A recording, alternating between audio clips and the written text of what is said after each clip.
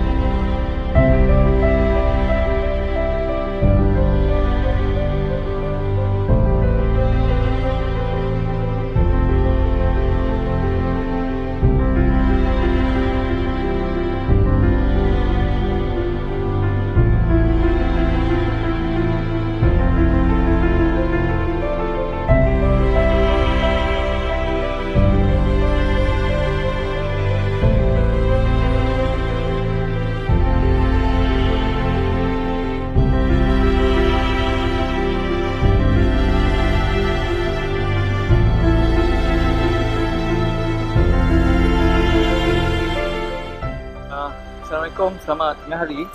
Sekarang kita berada di Masjid As-Sadah, Ujung Pasir, Melaka untuk menyampaikan sumbangan kepada asnaf-asnaf yang terpilih. Program hari ini adalah sumbangan tabung mawadah kepada penerima-penerima yang akan diberikan sebentar lagi. Okey, terima kasih.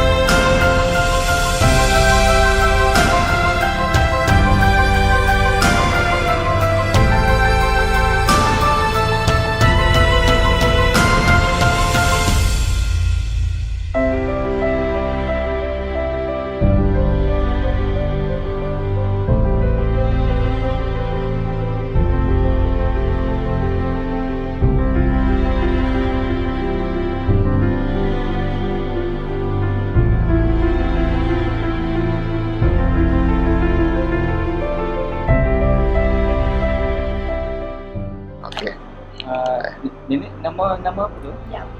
Yang asal daripada mana? Tedung. Tedung. Sekarang umur berapa? 80 ada ni, 80. 80 lah. kesihatan macam mana? Kadang-kadang sihat juga kan. Oh, Sakit kan. Sihat betul baik. okey lah.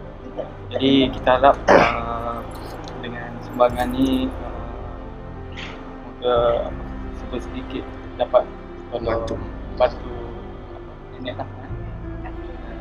Terima kasih banyak. Sumbangan kepada gunakan sebaik-baiknya lah. Okay, kalau ada apa-apa nak minta bantuan ke apa, beritahu wakil kita lah. InsyaAllah apa yang rezeki ni semuanya datang daripada Allah. Bukannya datang daripada kita. Saya pun terima kasih banyak pasal saya ni jaga mak tinggal. So, masih banyak lah datang pada hari ni. Jaga saya, terima kasih. Jauh, ada banyak orang. Okay, kita jumpa lagi ya. Terima kasih banyak. Okay. Besok ada jadi budak online. Dah ada 41. Semoga adik dapat satu lah. Belajar betul. Belajar rajin. Untung ni. Senyum sikit, senyum lah adik. Senyum. Okay. Right. Assalamualaikum warahmatullahi taala wabarakatuh.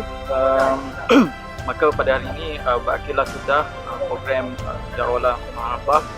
Kita dalam memberi sumbangan kepada penerima asnah Masjid Al-Saadah Ujung Pasir, Melaka. Diharap sumbangan ini dapat membantu dan meringankan sedikit beban penerima bagi membeli keperluan harian serta keperluan asas yang lain.